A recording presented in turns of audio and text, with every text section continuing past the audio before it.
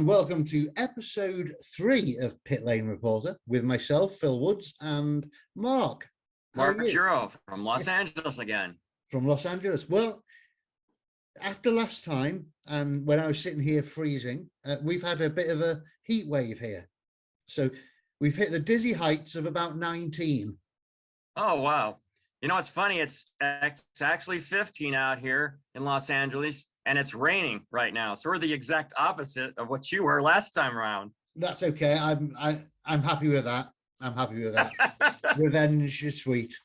So we've got 2 Grand Prix to talk about. The first 2 of this season, which looks like it's going to be one hell of a season already, doesn't it? Yeah, I mean, we've got 2 real battles here between a defending champion, and we got a newcomer that's coming up. For the last few years, he's been doing very well. And yeah, we could have 3 others that could join that too. So it's really competitive right now. Yeah, I mean, the first race, let's talk about that one in Bahrain. Obviously, they had testing there, which we talked about. And it looked very much like it was going to be a battle between Ferrari and Red Bull, and that was very much how it played out in the first 2 races. So in the first race, though, Red Bull looked good until happened with their fuel system. Yeah, some people in the Lewis Hamilton camp may turn around and say it was a little bit of redemption for Abu Dhabi. I mean, to me, I don't believe in things like that. It is what it is. But they would say, you know what, Lewis Hamilton was not going to finish on the podium there. They were miles off all weekend, yet he did, and both Red Bulls were out. So the race before, we had all the scandal, and then in Bahrain, well, if people believe in fate, then they would say, well, that's what happened. It's just technical what happened, really. In reality, it's not fate, it's a fuel pump. But is this a problem that you foresee Red Bull having now they've got now they're making their own engines, in essence?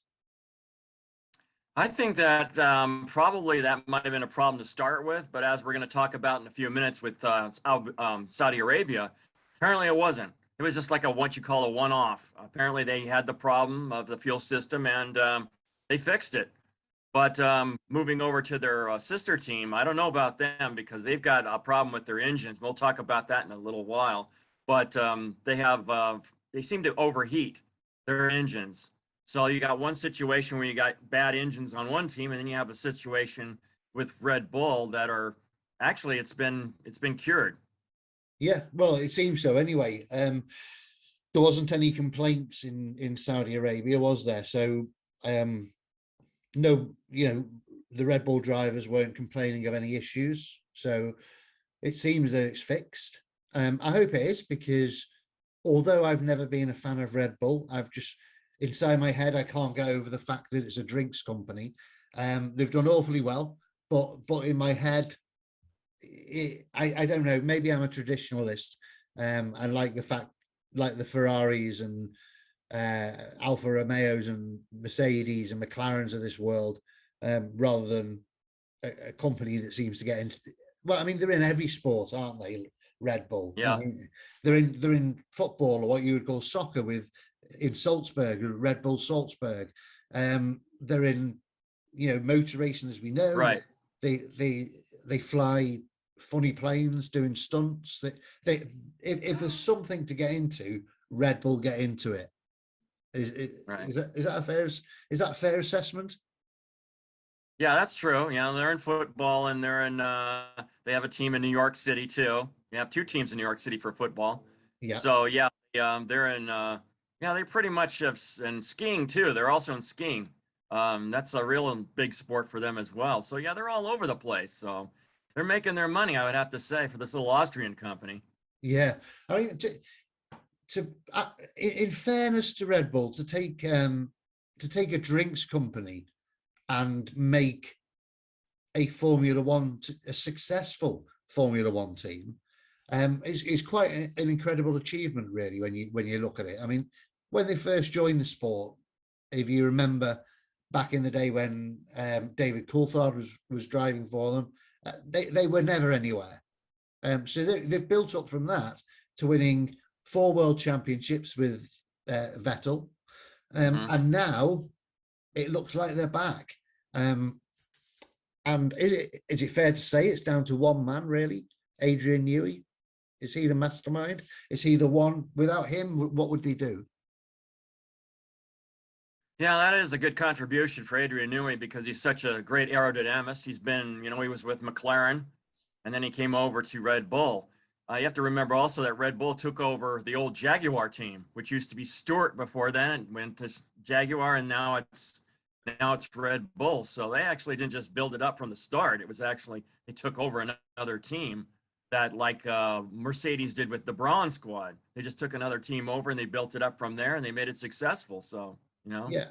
I mean, they have done an incredible job because when you look back, Jaguar were never.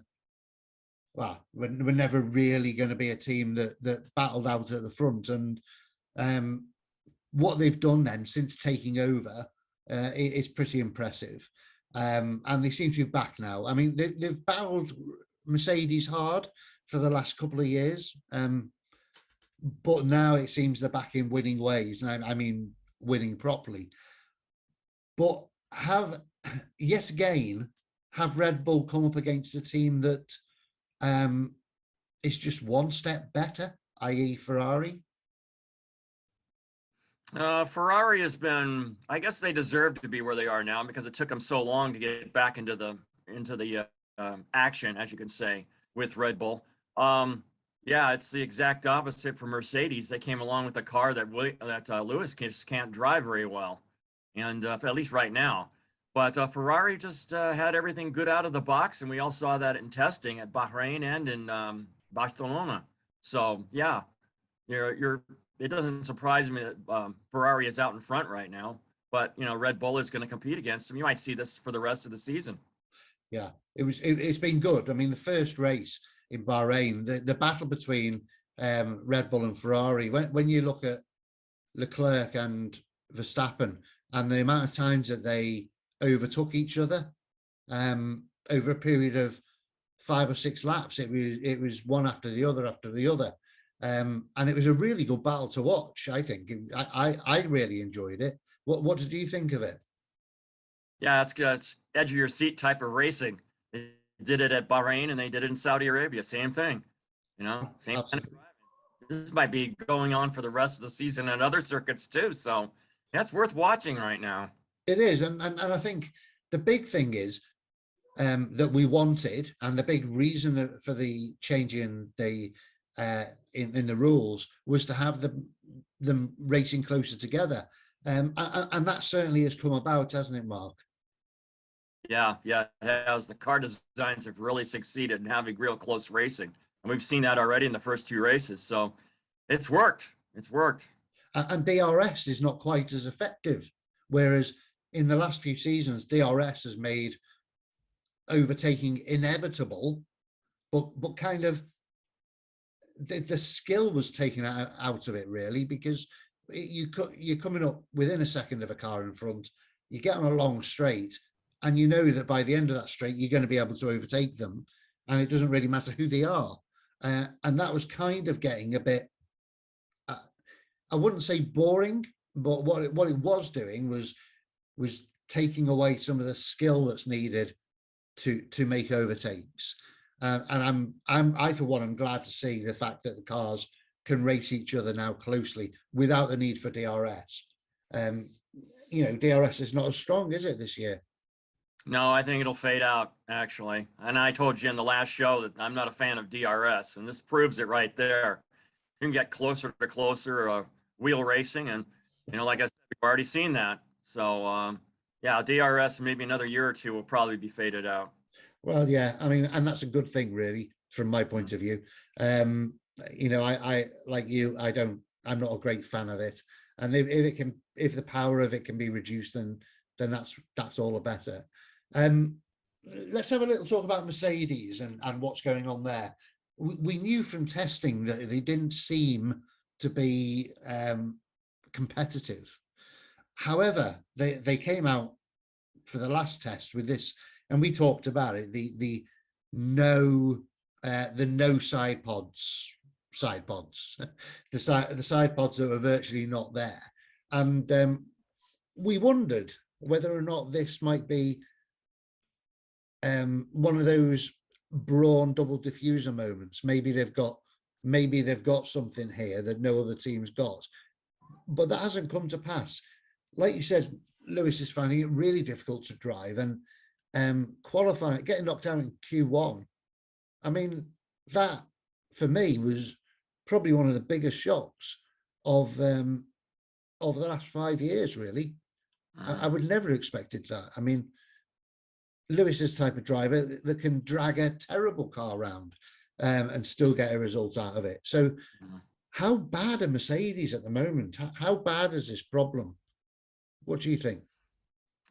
Well, aerodynamically, it's a problem for everybody, even George Russell. You know, he has placed well, but you know, Lewis, I think he just dominated for so long, and now all of a sudden he comes up against a car that just doesn't fit his style. And you know, like you said, he could probably drive any kind of car, like a Mansell, you know, who could drive any kind of car, good or bad, and he could do well with it. But I guess Lewis just has more time. He's just gonna have to figure out how to work this car.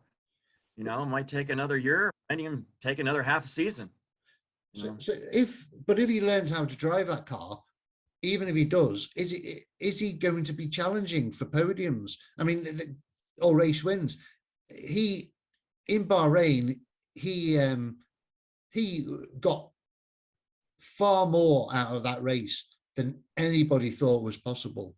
But there was an element of luck. The Red Bulls coming out of it. If they hadn't come out of it, there's no way that Lewis would be on that podium. And this week in Saudi Arabia, I mean, he started down in, well, it's 15th in the end, wasn't it? But he qualified 16th, but penalties meant he was 15th. At one point, he got up to, was it 6th, I think, or 7th? Yeah, he was up to 6th, and unfortunately, and when you saw the race, you knew that Alonso and Daniel Ricciardo had engine issues, and they could not pull.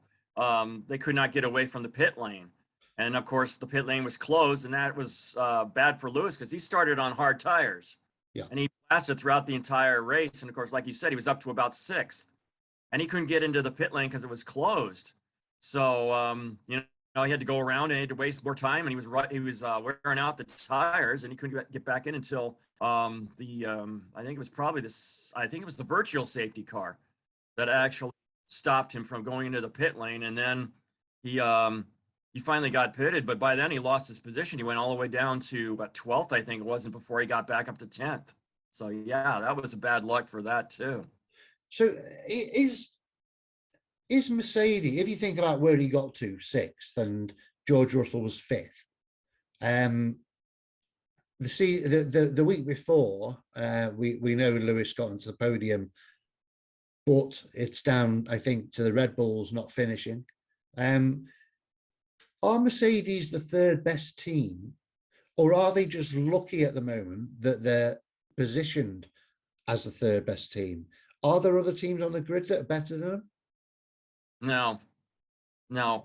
I think you're seeing McLaren really having a hard time. You know, Norris picked up a few points in the last race at Saudi Arabia, but you know, it's hard to say. Maybe they're getting back into it again. That's nice. They're a good team, but I don't see Mercedes being 4th or anything like that, because you have, maybe McLaren can get better, but any other team, Haas, Alpine, and let's see, Alfa Romeo, they've all been surprising teams. You know, all been very surprising teams right now. So it'll be a battle between those teams for the mid spot, but I don't think it'll get up to 4th right now. That should go to McLaren. Yeah. I mean, if McLaren can sort the brake issues out, I think that was an issue for them in Bahrain. And of course, they 15th. Well, I'm just looking at the results here. 15th in Bahrain for Lando Norris and 14th for Ricardo. You know, McLaren were at the back about, what was it, 5 seasons ago, and they've slowly worked themselves back up. And then the new rules come in, and the first race, effectively, the worst team, because you got there was 3 didn't finish, so the only people behind them was Nicholas Latifi in his Williams and Hulkenberg. I mean, as a super sub, he came on. I mean, who would have expected him to do anything? But he ended up, basically, there was only him and Latifi behind the McLarens. They really struggled to start with. Yesterday was a bit better. I still don't think they're at the potential of that car. It's going to take a bit of time. The one thing I did want to see this year, and I'm really disappointed, is Williams. I really wanted them to have had a change of look and go further up the grid, but they're just looking just as bad as they ever did, really, aren't they? Yeah. I don't see anything really going on with them. Like you said, it's going to take a little bit more time. You know, you don't want them to go back down into the midfield and challenge all the other teams. AlphaTauri is another team that's in the midfield I didn't mention, but yeah, they could slip down into the midfield and challenge all those other teams. But yeah, unless they get going right now, it's going to be a really tough season for them right now. I mean, at this point. Yeah, it's a shame. It's not what I wanted to say. Let's look at something really positive, something majorly positive. Let's look at the only American team on the grid, Haas, and of course Magnussen. We are pleased to see Magnussen back. I think it was a stroke of luck for Haas. I mean, they had this deal with the Mazepin family, and it seemed like a bad luck charm for them. And then when that went away, it's like Magnussen came in. It was a good choice. He was a veteran. I would think that after driving sports cars, he'd have a little problem trying to get used to this new car, but he got used to it real fast, and he scored points in the first 2 races. So maybe this is something to start with. His partner, well, unfortunately, had a bad shot the other day, accident the other day. But he'll be okay. But he's learning. You know, I think Mick is going to do a great job. Learning from Kevin, because Kevin's a veteran. So yeah, they'll be up there challenging this time. I don't think they're going to be also rans this time around. No. They've had a good first 2 races, and something we've got used to as Formula One fans is Gunther and his his tirade of words that we probably wouldn't use on this show. However, seeing him after Bahrain, the smile on his face, you know, it was. I haven't seen that from him for many years, and he was so happy. You know, and fair dues, he had every right to be happy. That result in Bahrain was incredible, and they've gone on and scored points as well in Saudi Arabia. So, are Haas the real deal now? Yeah, I think so. What Gene Haas should do is not be able to find a major sponsor. He's tried it twice. He's failed twice. I think he should do what Zach Brown's doing at McLaren, another American, is find smaller sponsors, find more American type sponsors. He has done that. And I think Gene Haas should do the same thing with his team. I think the Haas name should stay right where it is, because it does very good luck for the team. That's the way it should be for the team like that. Yeah, I mean, they've got a big history, haven't they, in motorsport? Have they won? I need to look into this, but maybe you can tell me. In American racing, have Haas won any championships? Yeah, they've done very well in NASCAR. They've won races with Kevin Harvick, I believe, driving NASCAR for the Stewart Haas team. This is a team that was combined with Gene Haas and Tony Stewart, who is a very popular NASCAR racer, who's now retired, and I think he's working as a broadcast person now for a network in the United States. So yeah, they do very well there, but I think Gene just felt he had to expand his business and go overseas, and the only way to do that was Formula One. You know, you couldn't do that in the World Endurance Championship. They don't have enough races. So the best way to go with that way was through Formula One, and he's been very successful at it. He's made a lot of money off of foreign investments through I mean, Formula One and yeah, that name on the car.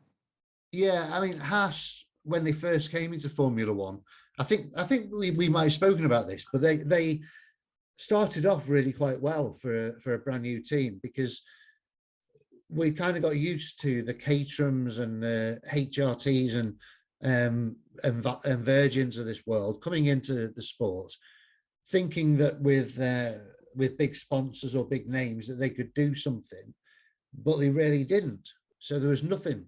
Haas came into it, and they've really done. They did well at the beginning, and then they've taken some steps backwards. But I think the fact that they've dedicated the last 2 years to this car that they're driving now, I think has paid off.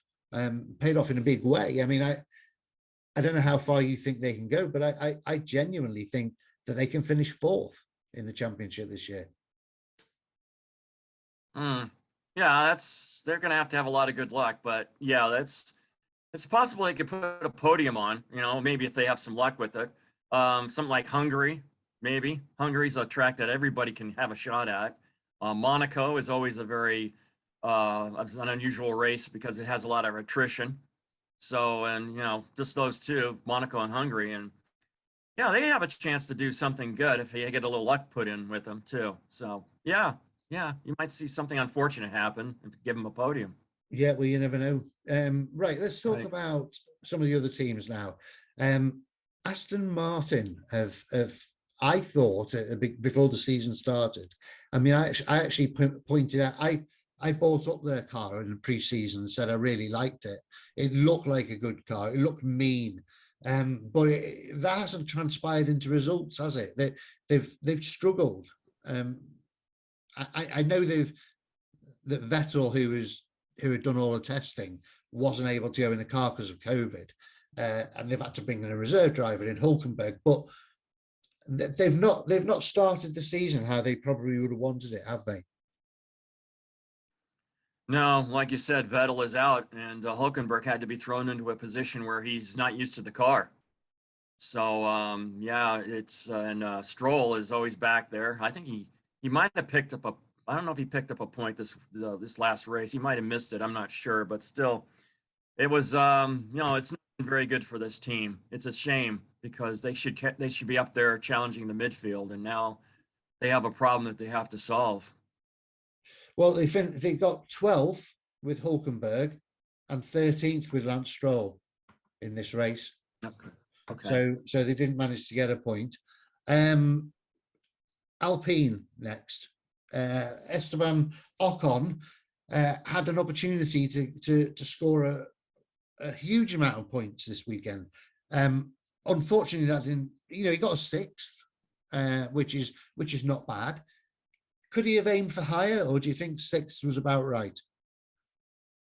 He could have been seventh. You got to remember he just outscored Lando Norris, and you got to remember last year he does well at this race in Saudi Arabia. He did well last year. He was up in the front, and he got pipped at the last minute for third place last time around. So yeah, this is a race he does well in, and he did very well. It's just unfortunate Fernando had an engine problem because he could have been up there too. Yeah. It was just an unfortunate break. They couldn't score double points.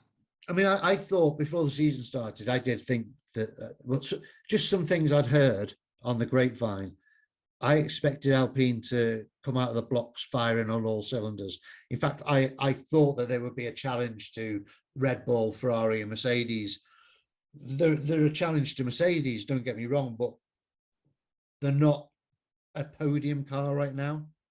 Do you see that changing? Do you think that the Alpine will get up there and be challenging Ferrari and Red Bull? No, not at the moment. Good Nope. chance fourth, maybe fourth overall if they get some luck, get some good power in their car. Got a brand new engine, so it's hard to say how that's going to work. They have to get used to that. I'm sure they will. It's a good engine.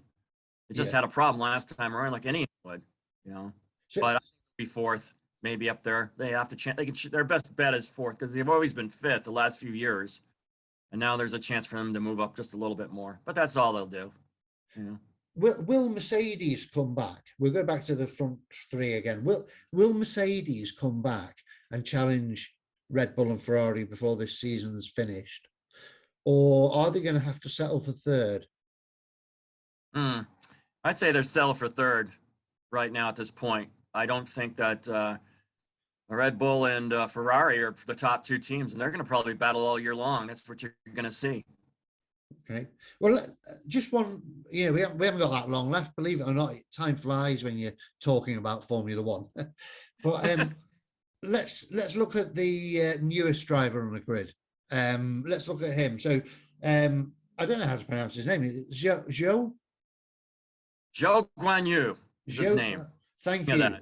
Thank you. And it's funny, Phil, that we joked about him thinking he was the first one to crash in the opening race. And look what he's done. He's placed. You know, he didn't do well in the last race, but he got a point in the first one. He did. He finished 10th. This guy's for real, I think. You know, yeah. Helping Alfa Romeo. So, yeah. Where did he finish yesterday? 11th. So, I mean, he was out of the points, but only just. It's a good show, actually. For, you know, if you're going to give him if he was getting a school report, I think you'd put down excellent start. Could improve. Excellent start. Keep up the good work. I guess that would be his school report, wouldn't it? Now. Yeah. He'd probably be maybe in the 8th or something like that. You know, he can still moving up. The guy's young driver, good talent. He did well in Formula 2. Yeah. So yeah, he'll do well here. He's got a good. We'll look at Alfa Romeo next. First race was very good for them. Where did Bottas finish? 6th. So he finished behind the Mercedes, but he started the race ahead of them, or ahead of Russell, which I think he was very chuffed about. But he finished 6th, and then yesterday I wasn't quite sure where did he finish yesterday. Looking at the results, you see, I'm cheating. Oh, he was out. He had an injury problem. Oh yes, of course he did. Yeah, of course he did. But he, I mean, that Alfa Romeo is looking pretty hot. It's going to be, I guess, on par with the Haas, I think. What do you think of the Alfa Romeo? I'm surprised. You know, I think Peter Sauber is probably rubbing his hands in delight after all seeing Alfa Romeo being so wonderful with his name on it as a sponsor.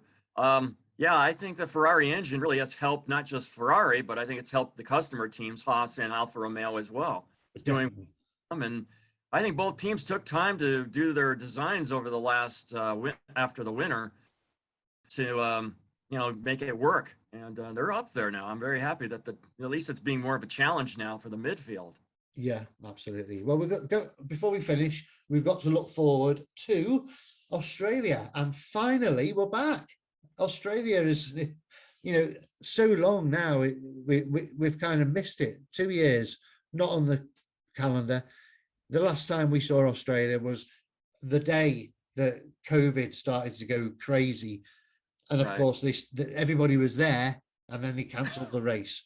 But it looks like we're finally going to get back to Melbourne and get to see that Australian Grand Prix. I believe on a slightly changed circuit, I believe. Is that correct? Yeah, that's right. Albert Park has widened some of their circuit in some areas. So, yeah, it'll be probably a little bit faster for the cars. Yeah, this race has always been an interesting one for most of the people. It used to be the start of the season, and now it's the third race of the season. So anyway, yeah, back after 2 years. Everybody can come back now. And so, yeah, it'll probably be a full house this time around because it's always been a good race. Lots of come. Any predictions? Who's going to win this one? Max. Max? Okay. I'll go for Charles.